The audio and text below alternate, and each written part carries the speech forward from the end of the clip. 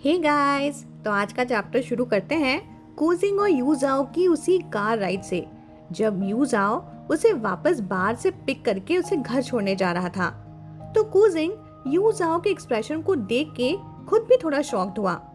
पूछा उसने, क्या मैंने कुछ गलत बोला? उसने तो सोचा था कि मैंने जो सही बोला था, यूजाओ तो खुश होगा मेरे वर्ड सुनकर। यूजाओ अभी भी थोड़ा डेज था। फिर धीरे से उसने पूछा, क्या क्या तुम नहीं चाहते कि मैं फुल टाइम हाउस हस्बैंड बनूं? कूजिंग सरप्राइज होकर बोला, तुम्हें वैसा बनना है क्या? यूजाओ ने थोड़ी देर हेसिटेट किया, फिर नॉट करते हुए कहा, ऑप्शंस के तौर पर मैंने कंसिडर तो किया था। कूजिंग थोड़ा शॉक लग रहा था। उसने एक्सपेक्ट ही नहीं किया था कि यूजाओ जैसा करियर फोकस्ड इंसान कभी हाउस हस्बैंड बनने के बारे में सोचेगा। वेट, तुम सच में ऐसा कंसिडर कर रहे हो? उसने डिसबिलीफ के साथ पूछा। यूजाओ ने कामली जवाब दिया, जैसे ये थॉट उसके दिमाग में पहले से ही था। वो बोला, ऑफ कोर्स, मैं ये नहीं कह सकता कि ये मेरा फाइनल डिसीजन है, लेकिन अगर तुम चाहो कि मैं अपना पूरा फोकस फैमिली और तुम्हारे सोशल सर्कल को डेवलप करने में करूं, तो मुझे कोई प्रॉब्लम नहीं। बहुत सारे अल्फाज ऐसा एक्सपेक्ट करते हैं कि उनका पार्टनर घर और सोशल रिलेशंस हैंडल करे। अगर तुम्हें ऐसी कमिटमेंट चाहिए तो मैं कर सकता हूँ, मैं रेडी हूँ। रियलिटी ये थी कि कई ओमेगास शादी के बाद फुल टाइम हस्बैंड्स बन जाते थे और अपने अल्फा की सोशल नेटवर्किंग में हेल्प करते थे, जैसे उनके अल्फा स्टेप फादर डुआन गेई, एक परफेक्ट एग्जाम्पल, जो एक फुल टाइम हस्बैंड बनकर भी बहुत सक्सेसफुल था। यूजाओ को लगता था कि शायद कूजिंग की भी ऐसी ही कोई जरूरत हो उसके जैसा, वरना एक यंग और वेल्दी अल्फा इतनी जल्दी शादी करने के लिए क्यों प्रेशराइज करेगा। कूजिंग ने भी उसकी आंखों में देखकर एक बार कंफर्म करना चाहा, फिर बोला, तो तुम कहना चाहते हो कि अगर मुझे एक सोशल हस्बैंड चाहिए तो तुम यू ग्रुप के सीईओ की पोजीशन रिजाइन कर दोगे और मेरी सोशल सर्कल बिल्ड करने में मदद भी करोगे? यूजाओ ने सीधा और क्लियर जवाब दिया, या। कूजिंग ने गहरी सांस ली।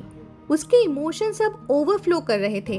उसने ऑलमोस्ट इमोशनल होते हुए कहा, ओ माय प्यारे रोज, तुम सच में मुझसे इतना प्यार करते हो? उसकी आवाज में शेक्सपियरियन लव ड्रामा जैसे हीरो का टच था। ओ माय रोज, तुम इतने अच्छे कैसे हो सकते हो? यूजाओ ने थोड़ा अपनी भौहें चढ़ाई, clearly confused at cousin's dramatic tone, like, हाँ, तुम क्या कर रहे हो भाई?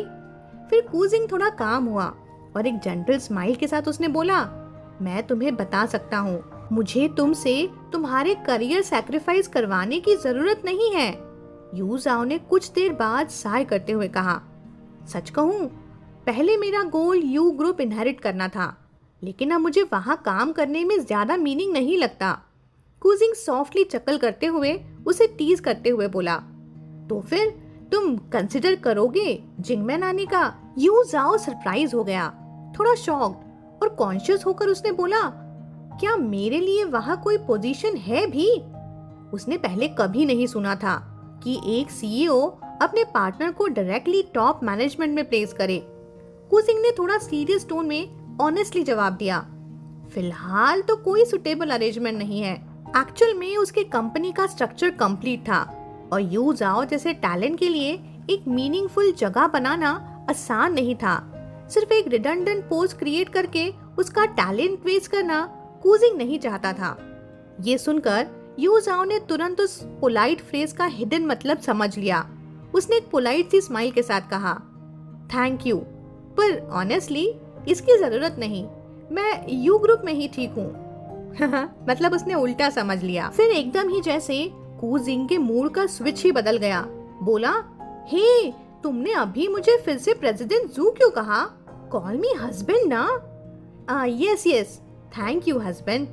अगली सुबह जैसे हमेशा होता है, यू फैमिली के 4 मेंबर्स एक साथ ब्रेकफास्ट टेबल पर बैठे थे, एक दूसरे को टॉर्चर करने के लिए। तभी यू हाई ने कैजुअली पूछा, जाओ, तुम्हारे डिपार्टमेंट में जो इंटर्न है, क्या नाम था उसका? यूजाओ ने अंदर से थोड़ा मजाक में स्नीर किया, बोला, अच्छा, तो उसे न जानने का नाटक कर रहे हो? हाँ, लेकिन चेहरे पर एक रिस्पेक्टफुल लुक मेंटेन करते हुए वो बोला, आप जिया टाओ की बात कर रहे हैं? जैसे ही ये नाम सुना, डुआन केई ने अपने आप को इनडिफरेंट दिखाया, लेकिन उसके कान तुरंत खड़े हो गए और यू यांग का तो चेहरा तुरंत ही बदल गया। क्लियरली उसके इमोशंस छुप नहीं पा रहे थे। यू हाई ने बस हाँ में सर हिलाकर कहा, हाँ, मुझे पहले तो वो बंदा प्रॉमिसिंग लगता था, लेकिन कल की रिपोर्ट सुनने के बाद मुझे नहीं लगता कि वो सुटेबल है।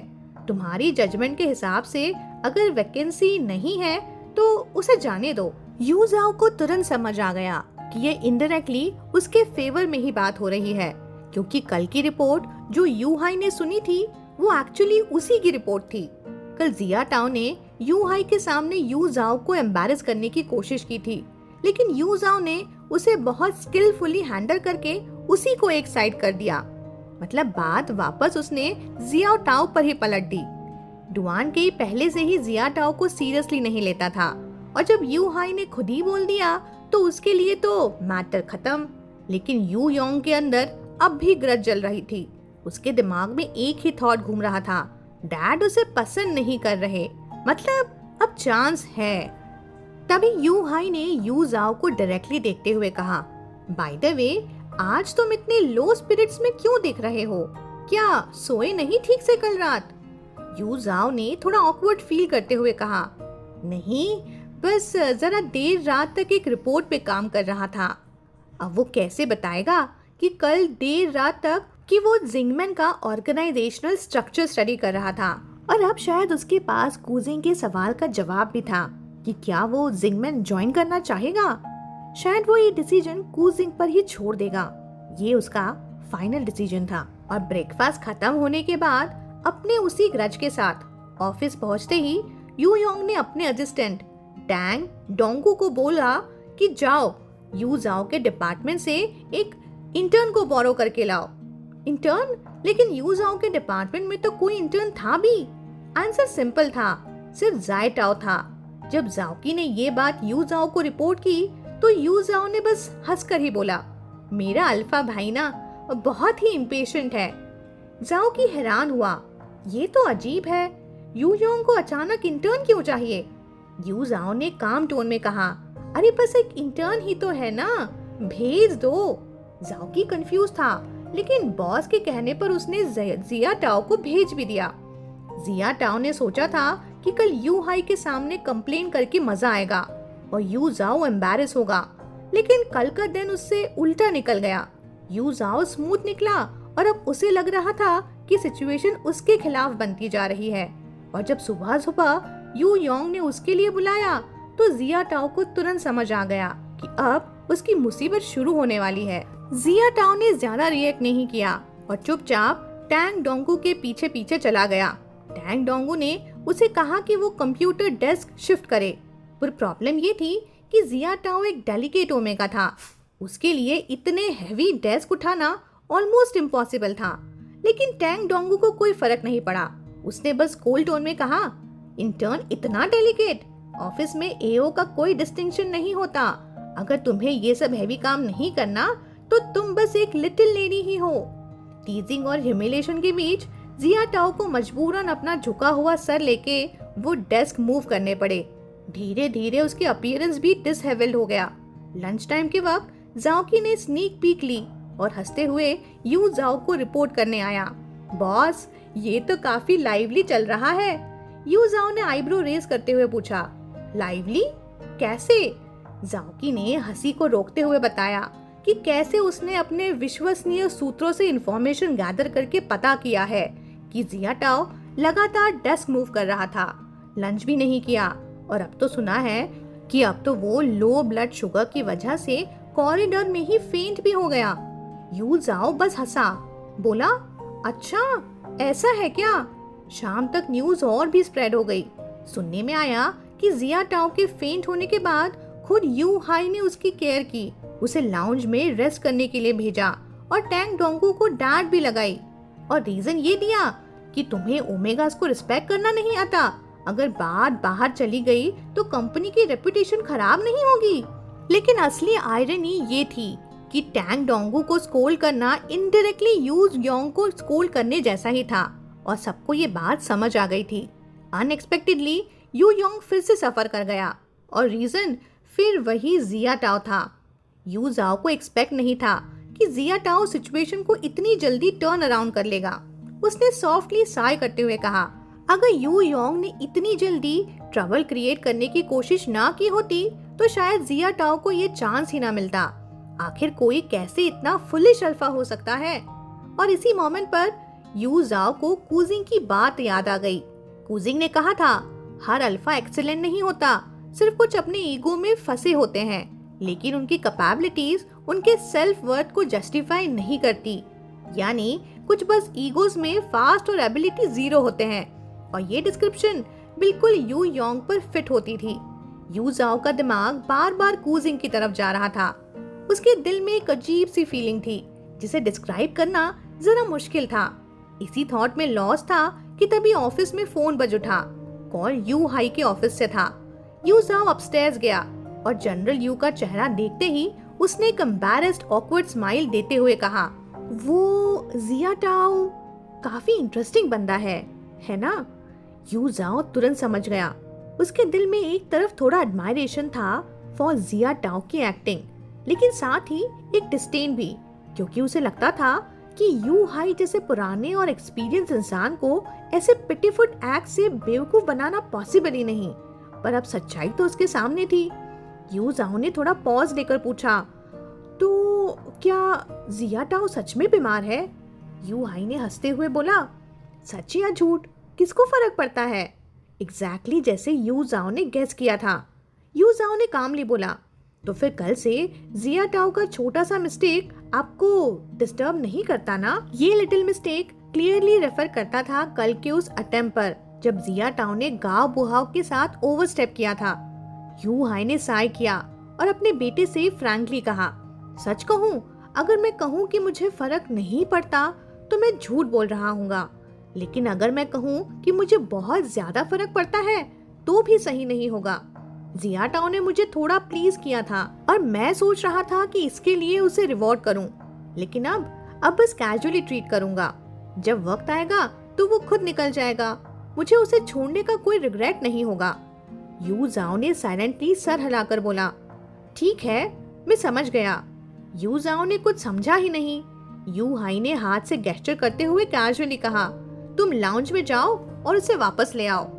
यू जाओ ने कामली जवाब दिया, ओके, आई अंडरस्टैंड।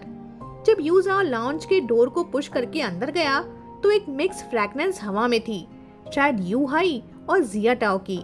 एक ऐसी स्मेल जो उसके लिए ऑलमोस्ट अनबियरेबल थी। उसका बस चलता तो वो अभी के अभी वोमिट ही कर देता। उसने अपना गला सूखते हुए उस फीलिंग को दबाया। उसकी नजर सीधे बेड पर गई जहाँ जिया टाओ कैजुअली लेटे हुए उसे देख रहा था। क्लोथ्स थोड़े डिसेबल्ड, आंखों में एक लेजी सा स्माइल, लेकिन उसके अंदर एक चैलेंज भी। यू जाओ के लिए ऐसे लोग नए नहीं थे, लेकिन पहली बार उसने ये रियलाइज किया कि उसके अंदर हॉस्टिलिटी राइज हो रही थी। और ये हॉस्टिलिटी यू ग्रुप की पावर स्ट्रगल के लिए नहीं थी। उसे पता था जिया टाओ कभी उसकी पोजीशन थ्रेटन नहीं कर सकता। नहीं, प्रॉब्लम ये था कि उसके दिमाग के अंदर कुछ और ही सीन चल रहा था। उसने सोचा, क्या एक दिन ऐसा भी होगा जब वो कूजिंग को इस तरह देखेगा? कूजिंग के बेड पर ऐसे ही कोई यंग और स्वीट ओमेगा को देखेगा जो इसी तरह लेजी और प्रोएक्टिवली उसे देख रहा होगा। उस मोमेंट पर यू जाओ के दिल में एक और सवाल घूम गया, अगर ऐसा हुआ तो मैं क्या करूंगा? उसके अंदर एक रैशनल वॉइस ने कहा, चिल कर, टॉलरेट कर, तो उसे बदल नहीं सकता।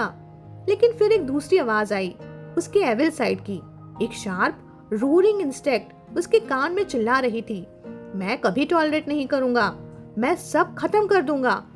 कैसे? अरे सिंपल, कट ऑफ कूजिंग का दैट डैम थिंग, ना रहेगा बास, ना बजेगी बांसुरी। यू जाओ ने सिर्फ एक डीप ब्रेथ लिया और सोचा, आज का दिन काफी ट्रिकी है भाई। इधर जिया टाओ अपने कपड़े पहनकर रेडी होने लगा नीचे जाने के लिए यू जाओ के साथ। लेकिन यू जाओ ने थोड़ा पॉज लेते हुए बोला, अरे पहले शॉवर क्यों नहीं ले लेते? जिया टाओ ने मुस्कुराते हुए जवाब दिया, मैंने ऑलरेडी शावर ले लिया है। जो स्मेल तुम महसूस कर रहे हो वो रूम की है, बाहर जाते ही चली जाएगी। यू जाओ ने जवाब में कुछ नहीं कहा, बस साइलेंटली नॉट कर दिया। जब वो अपनी शर्ट के बटन बंद कर रहा था, जिया टाओ ने थोड़ी सीरियस टोन में बोला, कल आपने मुझे एक्सटर्नल असाइनमेंट का मौका दिया था, मैं अच्छा परफॉर्म नहीं कर पाया, मेरी गलती है, सॉरी प्रेसिडेंट जाओ। उसका पोस्चर इतना सबमिसिव था जैसे वो अभी घुटनों पर ही गिर जाएगा। यू जाओ ने थोड़ा सा सरप्राइज के साथ उसे देखा। जिया टाओ ने फिर अपनी आंखें उठाई और सच्चाई से बोला, प्रेसिडेंट जाओ, मुझे लगता है प्रेसिडेंट योंग मुझे इजीली छोड़ने वाले नहीं हैं। शायद आपके लिए भी कुछ ऐसी ही सिचुएशन होगी।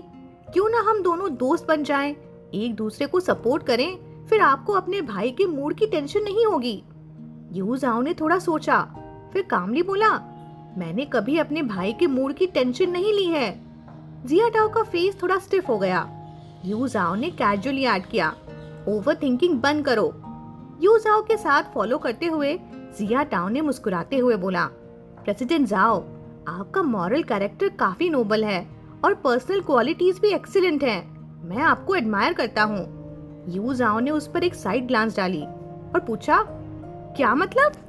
जिया टाओ ने तुरंत बोला, लेकिन मिस्टर योंग वैसे नहीं है, कितना पेटी है वो, हैंडल करना मुश्किल होगा ना।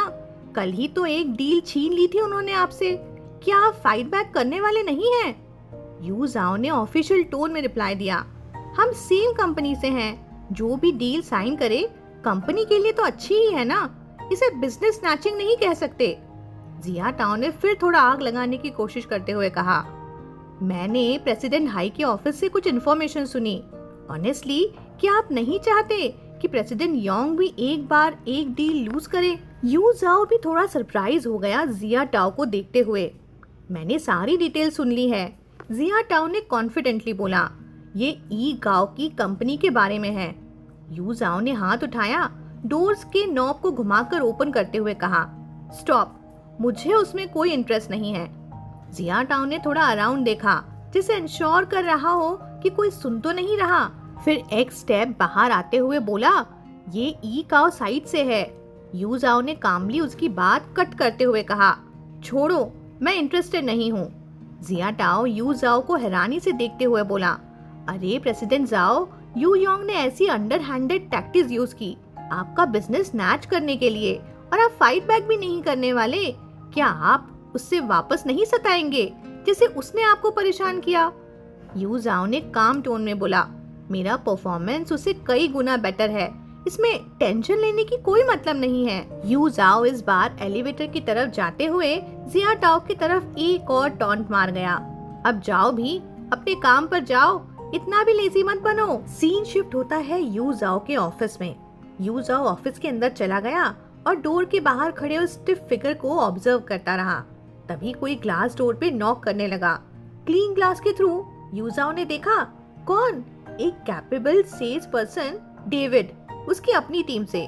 यू जाओ ने सिर्फ हाँ किया नॉट करके, जिसे बोल रहा हो, आ जाओ, एंटर कर सकते हो। डेविड ऑफिस में एंटर हुआ तो सीधा बैठ गया। नॉर्मली तो डेविड थोड़ा पोलाइट चिट चैट करता, लेकिन यू जाओ के साथ वो काफी टाइम बिताने के बाद उसे पता था कि यू जाओ को फॉर्मेलिटीज पसंद नहीं, तो डेविड भी सीधा पॉइंट पे आते हुए बोला, डायरेक्टर जाओ, सैलरी इंक्रीज के बारे में मुझे बात करनी थी, या फिर बोनस एडवांस करने की सोच रहा था, आप क्या कहते हैं? लेकिन यू जाओ तो कभी भी अपने सबऑर्डिनेट्स के लिए पैसा बचाने वाला था ही नहीं। ऑनेस्टली उसे समझ ही नहीं आता था कि कुछ लीडर्स स्पेंड करने में इतना क्यों झिझकते हैं। बॉस का पैसा एम्प्लॉइज को खुश करने में लगाना, ये तो विन विन डील है ना उसके हिसाब से। लेकिन लीडर होने के नाते यू जाओ को हमेशा अपने सबऑर्डिनेट्स का ध्यान रखना पड़ता था, स्पेशली इम्पोर्टेंट एम्प्लॉइज के लिए। डेविड की सैलरी अच्छी थी, लेकिन उसके एक्सपेंसेस भी हाई थे। यू जाओ नोटिस कर रहा था, पर इतना नहीं कि डेविड डायरेक्टली पैसे मांगने आए। यू जाओ थोड़ा कॉन्शियसली पूछने लगा, पैसे खत्म हो गए क्या? डेविड थोड़ा जल्दी जल्दी बोला, अरे नहीं, गैम्बलिंग या ड्रग्स का इन्वॉल्वमेंट नहीं है। तो यू जाओ मुस्कुराया और बोला, तो वाइफ को बड़ा घर खरीदना है क्या? डेविड ने हंसकर ना में सर हिलाते हुए कहा, नहीं, अभी घर ठीक ही है, कुछ साल पहले ही तो पे ऑफ किया है। यू जाओ को याद था डेविड ने नया घर खरीदा था उसने हाउस वार्मिंग पार्टी भी अटेंड की थी। फिर उसने टीजिंग टोन में पूछा, तो मिस्ट्रेस है क्या? डेविड थोड़ा ग्रिन करते हुए बोला, अरे इतना भी नहीं। नॉर्मली यू जाओ ऐसी चीजों पे रिएक्शन नहीं देता, लेकिन अब आज उसे थोड़ा इरिटेशन फील हुआ। उसने लिप्स पर्स किए और पूछा, वाइफ को पता है? डेविड फोन को थोड़ा वॉबल करते हुए बोला, उसे पता नहीं चलना चाहिए। फोन स्क्रीन पे उसकी ओमेगा वाइफ का फोटो था। डेविड इंटरनली सोच रहा था, मैं एक लविंग हस्बैंड हूँ, रोज टाइम पे घर वापस आता हूँ, ऑनेस्टली ब्रेकअप फी दे रहा हूँ, बाहर का मजा फिनिश करके वापस आ जाऊंगा, फैमिली को रूइन नहीं करूंगा। मेरे लविंग हस्बैंड का रेपुटेशन कैसे गिर सकता है? यू जाओ को वो 2 वर्ड सुनते ही loving husband almost vomit feel हुआ। फिर भी यू जाओ ने काम टोन में बोला, सैलरी एडजस्टमेंट के लिए परफॉर्मेंस देखने के बाद ही डिस्कस करेंगे। बोनस एडवांस एचआर और फाइनेंस से अप्रूवल के बाद ही पॉसिबल है, थोड़ा टीडियस है। उसने चेकबुक निकाला और बोला, पर अगर तुम्हें अर्जेंसी है और तुम्हें पैसा अर्जेंटली चाहिए तो मैं टेम्पररी लेंड कर देता हूँ। डेविड ने खुशी से अपना ग्रैटिट्यूड दिखाया, वॉलंटरी IOUs लिखा, प्रॉमिस की बोनस मिलते ही रीपे करेगा। चेक लेकर डेविड ऑफिस से चला गया। कुछ देर बाद जिया टाओ कैजुअली एंटर हुआ, गरम कॉफी लेकर। यू जाओ को एडमिट करना पड़ा, जिया टाओ के पास बिजनेस स्किल्स थोड़े लिमिटेड हैं, लेकिन लोगों का ख्याल रखने का नैक उसके पास जबरदस्त है और कॉफी का टेस्ट परफेक्टली मैच कर रहा था।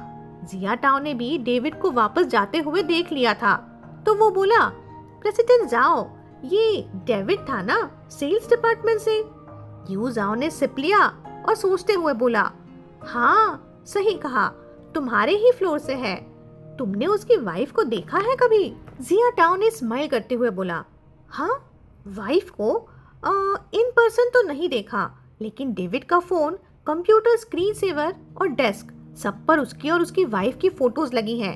एक कपल पिक्चर भी है। फ्रैंकली मुझे तो काफी हिपोक्रिटिकल लगता है वो। यू जाओ ऑलमोस्ट चूक हो गया। हिपोक्रिटिकल मतलब क्या है? जिया टाओ कैजुअली बोला, अरे क्लियरली वो बाहर अफेयर कर रहा है। यू जाओ ने सरप्राइज होकर बोला, ऐसा क्या देख लिया तुमने? काफी प्रोफेशनल ऑब्जर्वेशन है। जिया टाओ ने अपनी बात कंटिन्यू की, लास्ट टाइम मैंने देखा था वो ना रोजेस खरीद रहा था। एक ही टाइम पर 2 बुकेज लिए, एक रेड रोजेस का जो ऑब्वियसली उसके लवर के लिए था और दूसरा येलो रोजेस का जो शायद उसकी वाइफ के लिए होगा। यू जाओ ने ब्लिंक करते हुए पूछा, और तुम्हें कैसे पता कि येलो रोजेस उसकी वाइफ के लिए ही है? जिया टाओ ने उसे थोड़ा सीरियस होके समझाते हुए कहा, भाई मैंने काफी ऑब्जर्व किया है, ये एक अनरिटन रूल है।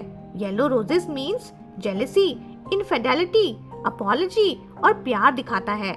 जो लोग चीटिंग करते हैं ना, वो येलो रोजेस अपनी लेजिटिमेट वाइफ को देते हैं, और फाइनेंशियली अगर वो स्ट्रांग हो तो शायद डायमंड्स या ज्वेलरी भी ऐड कर देते हैं। यू जाओ का फेस थोड़ा फ्रॉन हुआ। पास्ट का एक मेमोरी फ्लैश हुआ। जब यू हाई बिजनेस ट्रिप से वापस आता तो वो भी डुआन केई को येलो रोजेस देता। डुआन केई स्माइल करके एक्सेप्ट करता, बाद में स्कैरी फेस के साथ उन रोजेस को डस्टबिन में फेंक देता। डायमंड शायद हमेशा सेफ होते हैं। एंड गेस व्हाट, वो फ्लावर शॉप कंपनी के पास ही था। और आज का कोइंसिडेंस देखो, उस दिन कूजिंग भी वहीं से गुजरा और उसने डिसाइड किया कि यू जाओ के लिए वो कुछ खरीदे। शॉप असिस्टेंट ने स्माइल के साथ पूछा, सर क्या चाहिए? कूजिंग ने सोचा, रोजेस, मेरा खुद का भी तो रोज है ना। असिस्टेंट ने फिर से पूछा, रेड रोजेस? आज स्पेसिफिकली ब्यूटीफुल ताजा रोजेस आए हैं। कूजिंग अपना चिन सपोर्ट करते हुए सोचने लगा, अरे ये थोड़ा क्लीशे नहीं हो जाएगा? आफ्टर वर्क यू जाओ अपनी कार की तरफ गया तो देखा कूजिंग पार्किंग लॉट में खड़ा था, रोजेस का बुके हाथ में लेकर। थोड़ा ऑकवर्ड सा लग रहा था।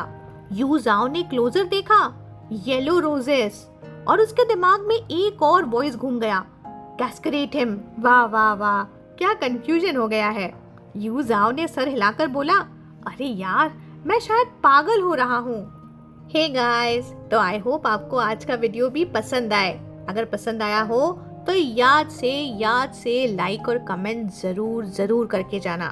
तो नया एपिसोड अब तब आएगा जब इसके 2 या 3 नए चैप्टर्स आ जाएंगे। तो जल्दी ही मिलते हैं अगली वीडियो में। Good night.